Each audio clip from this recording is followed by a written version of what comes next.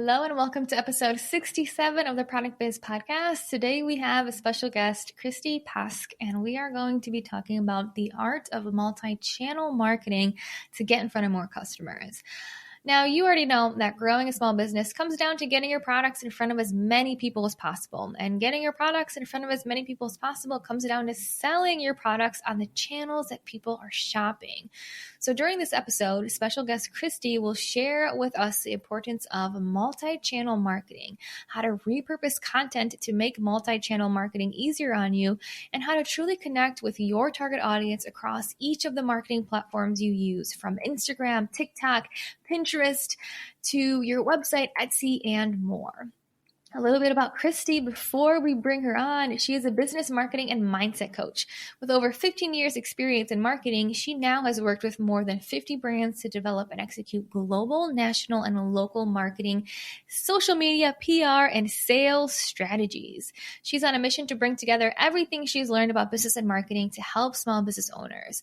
She is a self-confessed marketing nerd and recovering perfectionist, and her goal is to simplify marketing and help small business owners ditch the overwhelm and stop procrastinating, and instead focus on building momentum while gaining clarity and confidence as they grow their business.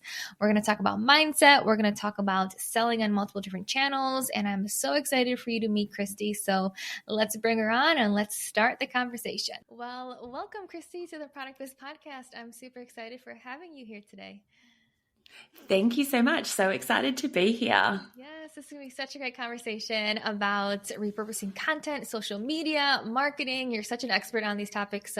So glad to have you here. But before we dive in, I would love for you just to introduce yourself. So tell us a little bit more about what you do and what got you here to be helping people with their Instagram, social media, marketing. Tell us all about it. Yeah, sure. So I am what I call basically a career marketer. So I started in marketing about 17 years ago now, and obviously worked my way through all of those corporate jobs. I worked predominantly through sort of events, media, fashion, and I sort of got to a point where I kind of felt like I had reached the end of my corporate career. I didn't really want to go any further, and I just really knew that I wanted to do my own thing. So I actually left the corporate world back at the end of 2014 start. So I came into 2015 with no job, just knowing that I wanted to do something different and I wanted to create something for myself. So I actually started my own product-based business at that time. It was actually an online children's wear store. And at the same time, I was also doing a lot of freelance contract marketing work for small businesses. And so I ran both of those alongside each other, had 2 babies along the way as well. And what I actually found was, as much as I loved running my own online store, I actually really loved helping other small business owners. It was my passion. It was where my heart lied. It was just what I wanted to do. I was more excited to work in other people's businesses than I was to work in my own.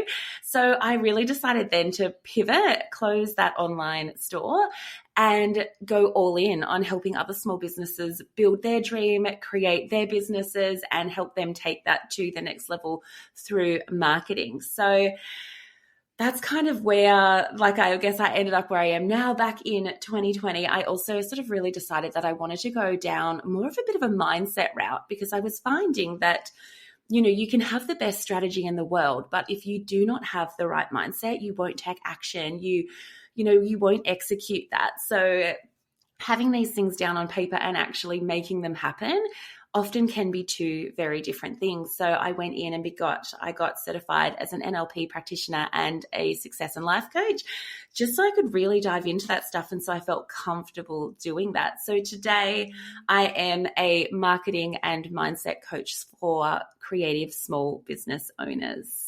Oh my gosh, I love it. Such a beautiful story. And I 100% agree with you on the mindset part, and love what you said so beautifully right there of, like, a lot of people know what they got to do, but they don't do it for some reason. It's like those beliefs, it's those doubts, it's those stories we tell ourselves. So I love hearing that you also focus on the mindset part of things. I think that is so big, so critical, and so crucial, and so needed too. Do you find with the work that you do, on both marketing and mindset. Do you find that, like, where does most of your time lay with people? Is it more the marketing? Is it 50-50? Is it 80-20? Like, what happens there with some of your clients? I find, look, it's usually, I would say 50-50. People want to speak about the marketing. They want to know that they're doing the right thing, that they're making the right moves, that they've got the correct plans in place, that it is right for them. But then on the other hand, we always come back to, okay, like, we've got the plan. What's going on? We haven't done anything, this didn't happen.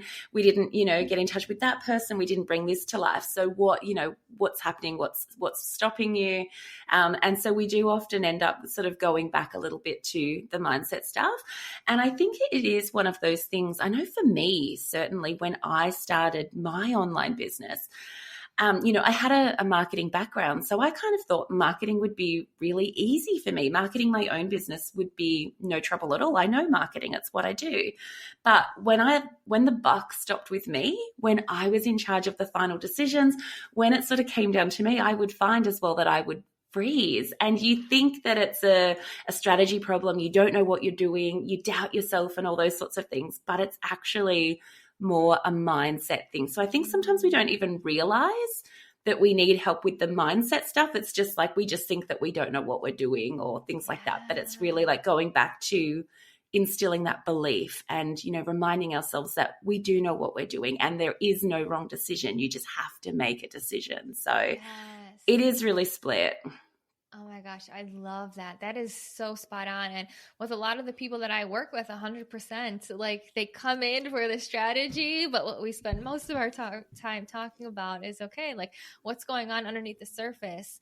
And because what at least I find, and I would love to hear from you, like what are some of the main mindset struggles that people, that you see that people struggle with? And of course, we're going to then dive into the fun marketing stuff too. But what I find with a lot of my clients, it truly comes down to just like not believing that it's possible, not thinking that they can do it, or not thinking like, oh, that was easy for them, but for me, it's so much more challenging. It's just not having like this belief in themselves. So a lot of what I work with my clients on is a little bit of like motivational and helping them see like, hey, it totally is possible. But when you work with your clients on mindset, like give me a little bit more context on what do people really struggle with on the mindset side? Like what comes off? Is it also lack of belief in themselves, or is it something else that bubbles up to the surface? Absolutely. So much of lack of belief in themselves that comes up. Comparison is a huge one. They see someone who's done it before them, who's doing really well, and they think that, they've got no chance because they've already made it. They own the market. There's no space for them when that is, as you know, absolutely not true. Another really big one that I deal with, which is also something I think I fell in love with really exploring and researching and understanding, is perfectionism. And that is like the insane expectations that we put on ourselves, that self-doubt, that lack of self-trust, that really going into that all or nothing mindset is another one that I really find happens a lot with people that I work with. So they might commit to, let's say, social media. I'm going to post I'm going to post 3 times this week, right? And then it's Friday and they haven't posted once. And then they're like, well, there's no point in posting now because I didn't post the other 3 days or the other 2 days. So there's no point. And it's that all or nothing mindset. And so they get into that thinking like, if I can't do it properly, if I can't do it perfectly, if I can't follow the plan, then there's kind of no point in doing it, when that's actually not the case as well. Getting that one post out today, sending that email this week that you didn't send the previous 3 weeks, whatever that looks like, is always going to be better than not doing anything at all. So it's learning to take that messy, imperfect action. So many of the people that I work with as well, they're parents, some people are, still working other jobs. They've got so many things going on in their lives that, things happen and things come up and it takes away their time and their focus, and then they sort of end up beating themselves up about it. But we're just like, no, like you can jump back in. You can do this without doing that. You don't have to follow the imaginary rules that you've kind of made for yourself. It is okay to show up imperfectly. So long as we're persistent, I think like we will always get to where we want to go. Yes. Oh, that is such a good reminder and such good advice. And really, when we think about it, it's like we put all this pressure on ourselves. And it's like, why do we put all this pressure? And what I see with so many people too is like they have these expectations that then lead to massive pressure. And then, like you said, turns into this all or nothing. And as soon as it seems like it's nothing, it's like, cool, well, I'm not going to focus on anything, right? I'm just going to let it go. That example that you said about posting, it's really interesting. One of the coaches that I work with, when you said all or nothing, what he says is instead of all or nothing, it should be small or something. Like just do something Yes, small or just do something, right? And then once we start absolutely. to actually make that action, then you start to feel better and you're like, okay, cool, I'm back in the game. I'm excited again. And it's just like that small little action that's needed to get back to feeling excited and motivated about growing your business, right? Absolutely. And it's so often as well, those small things, we think that they don't add up to anything. We think if we just do something small, what's the point in even doing it at all? If I can't go all in, I won't bother. But it's those little things done consistently and persistently over time that add up to the great things in the end. So always worth doing the little I things like when you it. can. I love it. Love it. Oh, okay. Such great insight, and so glad to have you sharing that. I know that's super valuable for the person listening right now. So thank you. Awesome. Awesome. Well, let's switch gears a little bit to more of the marketing side. So tell me a little bit more. I know you focus on marketing, but let's talk about holistic marketing. Like, what is that? How do you recommend people to go about it? Tell me more about this. Absolutely. So holistic marketing is, I guess, what I like is referred to often you'll hear as multi-channel marketing. So rather than focusing all of your efforts in one particular area, it's about looking at, the big picture holistically. How are people finding you? How are people searching for a product just like yours? What places are they turning to? What are they actually doing? And where can you be that's going to help them become more likely to find you? So I always look at, so often people go, I just need social media and I just need to be on Instagram. That's all I need. That's all I want. That's all I'm going to do.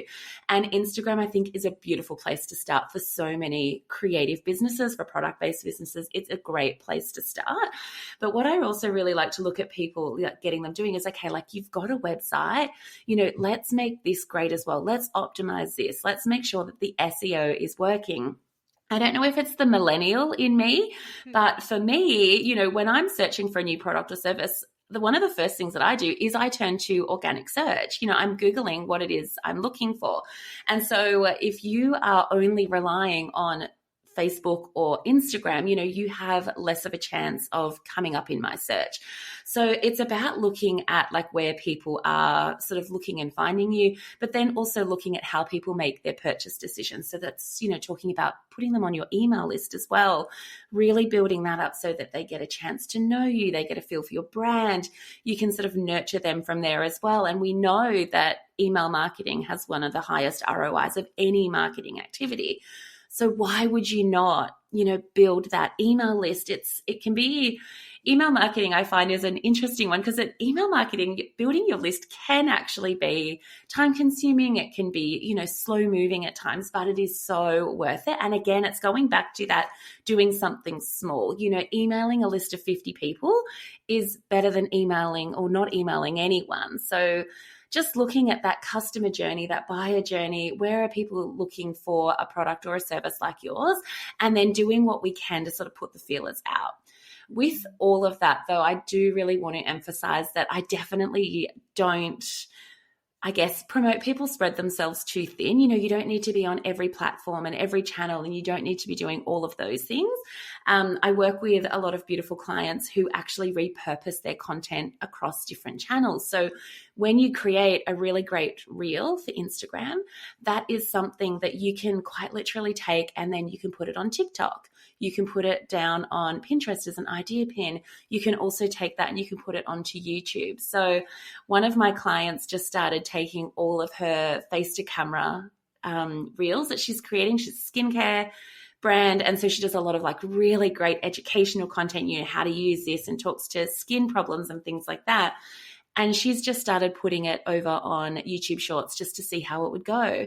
And to start with, no views, 30 views, 50 views, 120 views, 5,000 views, now inquiries and sales.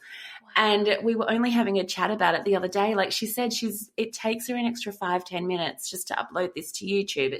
She was already creating it for Instagram.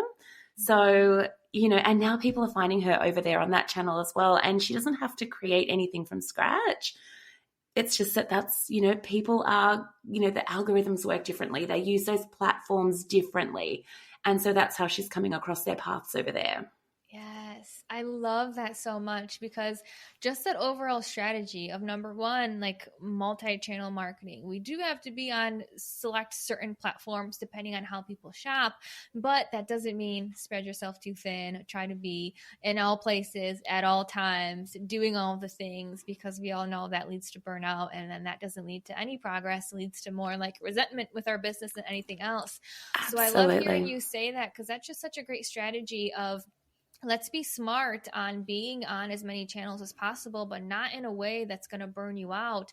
Let's be strategic and take one piece of content and purpose it in multiple different ways, because I'm a big believer too. And I know we had a conversation on Etsy on your podcast about, you got to be where the people shop. So if people are shopping at Etsy, we got to learn how to do that. And I totally agree with you that Instagram got to be on one of those platforms, but it's not the only place to be. If you're only trying to grow your business on Instagram, at least from my perspective, I don't go on Instagram to shop. I go on Instagram to be entertained. And you think about most people, most average, just random people, they're going on Instagram just to scroll, to be entertained, to get away from work, to numb their mind after like a long day. And sure, you may get some impulse purchases, but I'd rather have people be, and it sounds like you're on the same page, like if people are going on Google searching for a product, cool, let's work on your SEO and make sure you're going to be there when they're actually in a shopping state versus an entertaining state. So it doesn't mean Absolutely. like Instagram isn't necessary, but I love what you said of like, let's go where the people are shopping and really optimize that. And then let's be strategic with just getting some content in those other places to be where people are, but not by spreading yourself too thin. Absolutely. And I do often find as well, people they might come across, they'll organically find you through search, something like that. They'll land on your website, but then they want to go to your socials and they want to see who you are, what you're doing, how you're engaging with people, and what else you've got. Like they love to get that feel of the brand. So that's kind of as well how I also encourage people sort of look at these platforms, and it's an extension of, your brand, who you are and what you do. And people use it to research as well, not necessarily to make their final purchase decision, but to help them along the way. I like that a lot, because that honestly takes a little bit of pressure away from Instagram on like, oh my God, I need to use Instagram to make money, and more like, oh my God, let me use Instagram to represent my brand, to show people who I am, to really just showcase what I'm about, what my products are, more like using it as a magazine for people to view versus like using it as like a sales catalog, like buy right now. So that's a super interesting point of view. And I think just takes a lot of pressure off of social media to not have to like be getting all these followers and sales and just have it as an extension of your brand. Yeah, absolutely. Oh my gosh, I love it. Okay, cool. So let me ask you this question. When we talk about social media, obviously some of the main ones are Instagram, Facebook, TikTok. I know Threads kind of had like a moment of fame recently. There's Twitter. What's your strategy with your clients, or what do you advise people? Is it like pick one, focus there, repurpose elsewhere? What's your social media strategy? What do you recommend? Yeah, absolutely. It's pick one and start there always. And it's sometimes, like for most people, I do like to say pick where you feel comfortable, where you want to create content, where you can see yourself creating content in a way that feels good, because we do want to keep that content coming through relatively frequently. So if it's really hard for you, if it doesn't feel good, if you don't like it, you're not going to show up there. You don't want to create the content, so let's focus on something that you really love. And then once we sort of begin to master that, and then that feels really good, then we look at expanding to other places. What I do also find is, obviously, like we said before, you need to go where the people are, where your customer is hanging out, what platforms are they on, and making sure that you are there. But also, like, I do think that most of our customers, for most businesses, they are on Instagram.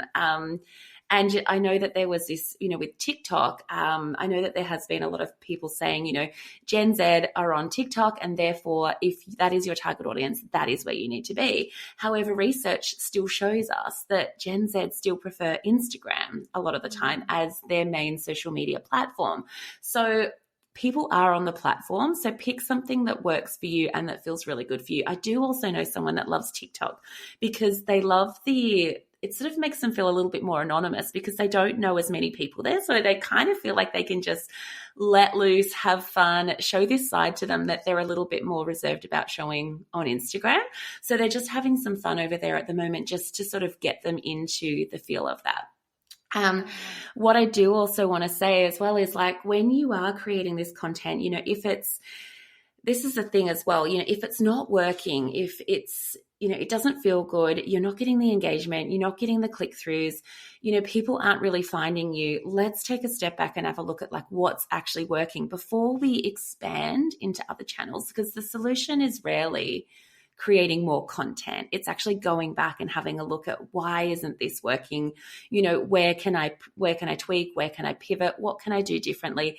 How can I stand out? How can I begin to own this space? And it's really like, then I say like, once you've kind of like got a really good grasp on that platform, then you can look to moving to other platforms. And I do always really like to start with, like I said, like what's easy to move to. So if you're creating a lot of really great video content, then it's really easy, or it can be really easy just to, like we said, repurpose that to like TikTok and to YouTube and to Pinterest and things like that. So it's about taking that one piece of content and then making it work harder for you, rather than, when you are taking on other platforms, starting from scratch everywhere. Yeah.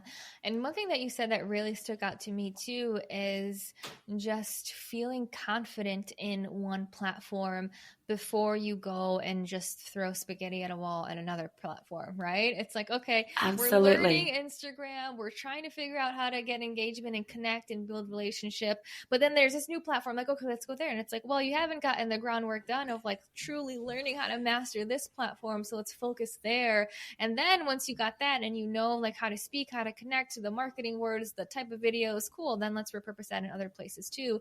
Otherwise, it's just repurposing stuff that doesn't work on one platform and then multiple other ones. So I love how you said that. When we talk specifically about Instagram, when you said, like when people say, okay, Instagram isn't working, well, let me try a different platform or let me go there. What advice would you give to someone who isn't getting a lot of like engagement on Instagram or sales on Instagram? What would you recommend them to do, either in terms of what to assess or what content they should focus on? Tell me your advice there. Yeah, so I think if you aren't seeing the results that you want on any social media platform, for me, it's never about creating more content or jumping to another platform. It's actually about going back to those marketing foundations. Who is our ideal customer? What are they looking for? What are their pain points? What are their desires? How do they speak? How do they want to be spoken to? All those sorts of things as well. And then going back and having a look at what we're actually creating and what we're actually doing and working out, are we actually connecting with them in that way, or are we missing the mark?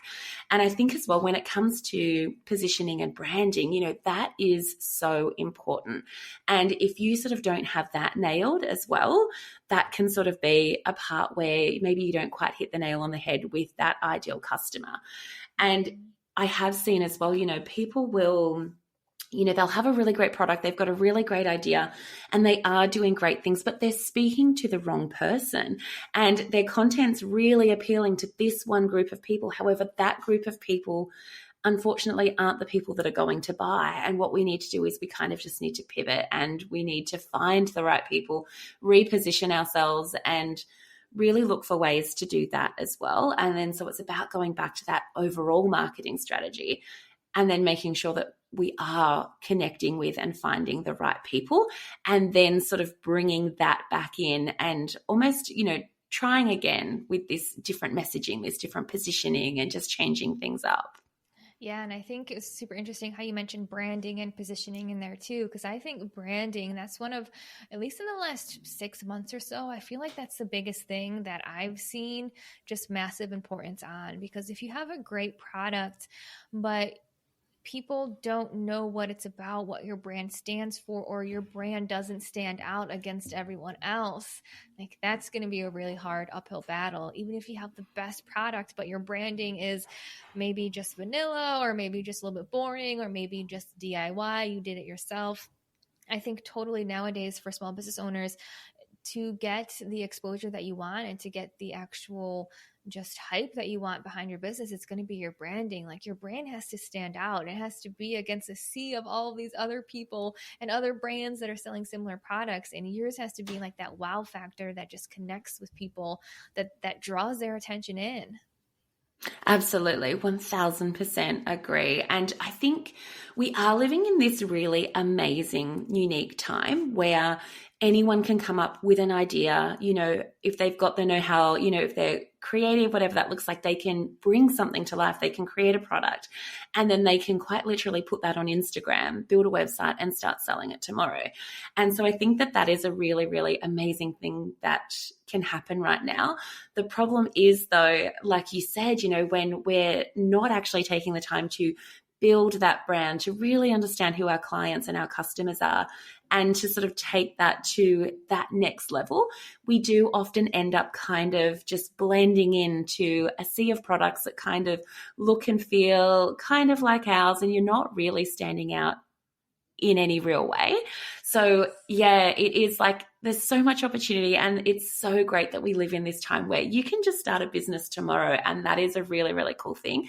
But unfortunately, you can start a business tomorrow, but so can all these other people. And so you need to really find a way that you can stand out, that your brand can be, unique in the market. It doesn't have to be better than anyone else's. It's not about being better than the other brand. It's about being the good fit for your ideal client and showing them who you are and why you are the right brand for them. Yeah, I love that. So when we talk about some Instagram content, you talked about like who you are, what your brand is about, why you're a right fit for them. So when someone's thinking about, okay, I want to refine my target audience, my customers, I want to position myself differently. I know you gave the example of maybe you're targeting this customer, but your product may not be appealing to that type of group of people. How does someone really hone in on this? Like, how do they determine, how do they find out, how do I position myself, or how do I speak to the right customers? Do you have any tactical steps or advice to give someone who may be in that spot? Yeah, so I find as well, one of the best ways, this is a step that I so often feel like we so often skip over as business owners, is to actually go out there and do the research and to ask people, what do you want? What do you like? Does this appeal to you? Why? Why not? Does this speak to you? What is it that you want? And we're so driven by emotion. So many of our purchase decisions are actually based on emotion, that we do actually really, really need to focus on connecting with that human element as well. So number one, I would always say, is as simple as asking people, what do you want? What do you like?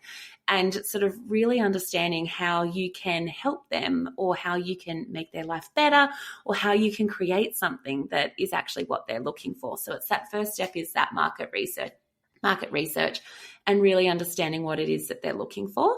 But then also really going back and, having a look as well at what you're creating and how that actually, lands for that customer. So you spoke about, professional images and things like that, like the branding.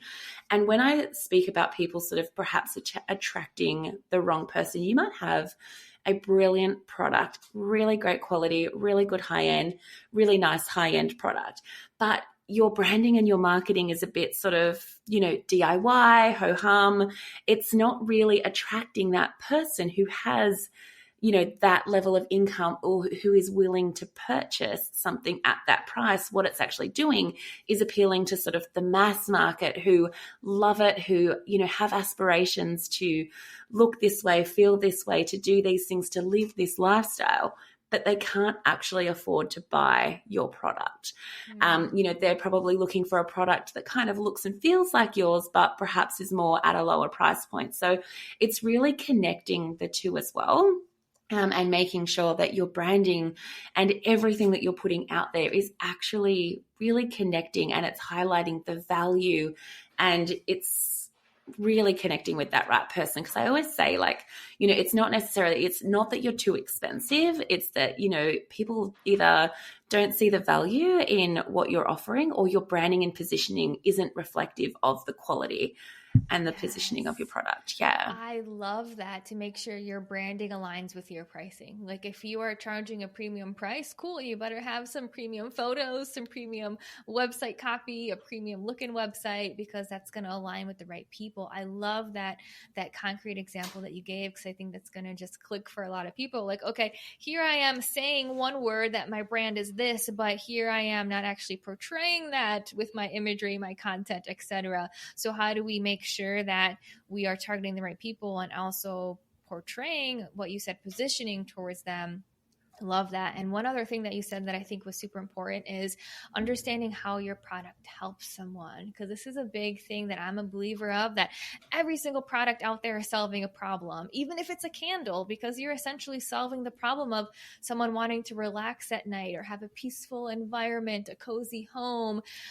Jewelry, you're solving the problem of having someone to feel more confident, right? To feel good about what they're wearing. I know a lot of people struggle because they're like, well, I sell artwork, I'm not solving a problem, or candles aren't solving a problem, jewelry. But it's like every single product out there is solving some sort of problem. It may not be like skincare solving a skin condition, but it's still a problem that's being solved. So I love how you said knowing who your product helps and how it helps them, and talking about that, because I think that is something that totally connects with people too when they see that and read that. And then you're starting to evoke more of that emotion that gets people to actually want to purchase too, right? Absolutely. And I love that you brought up, like, everyone's obviously solving a problem, and like dealing with those, I guess, pain points. It made me think of, you know, we do often hear that, you know, you need to understand your customers' pain points. And I think with some of those products that you mentioned as well, within our marketing, you know, like we do need to understand their pain points and what problem we solve.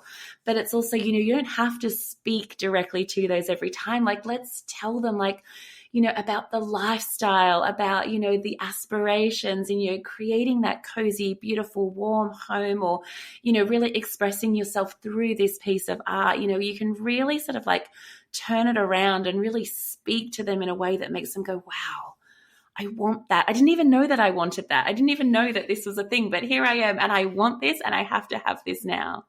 Yes, because of what it actually means to have that, what it means to like embody it and feel it. Oh, such a good example. I love what you Yes. just shared. Awesome, awesome. Okay, cool. Well, as we talk about like multi-channel marketing, we talked a bit about just branding and positioning and the amazing content there.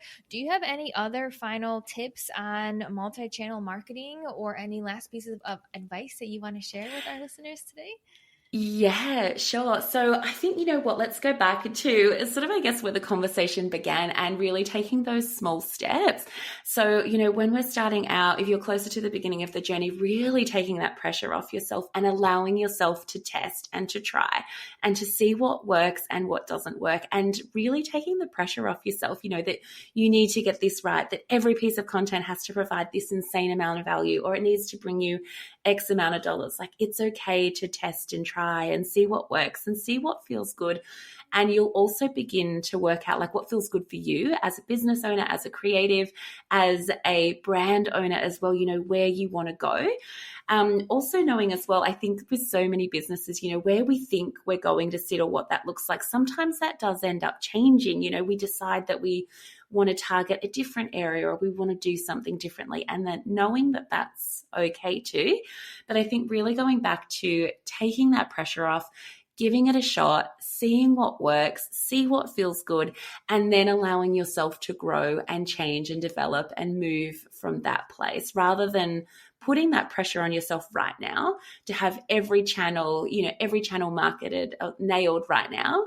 Give yourself time and know that you will get there so long as you persist. Yes, so beautifully said. Absolutely love it. Thank you so much for sharing so much awesome expertise. This has been a great conversation. And before we wrap up, I would just love for you to share where people can find you, Instagram, podcasts, courses, programs, anything that you want to share. The floor is yours. Thank you so much. So you can find me online. My website is just kristypask.com. All of the details are in there on how you can work with me in a holistic marketing, multi-channel, social media point of view. I love working with creative small business owners.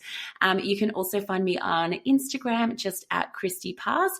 And I also have a podcast, which is called Unpack This, which I release weekly episodes in as well. So they're probably the 3 best places to find me online. Awesome. I'll make sure to link them in the show notes so people can find you. And just thank you so much for sharing your knowledge. It has been such a great conversation. So thank you for being part of the Product Biz podcast. Amazing. Thank you so much for having me.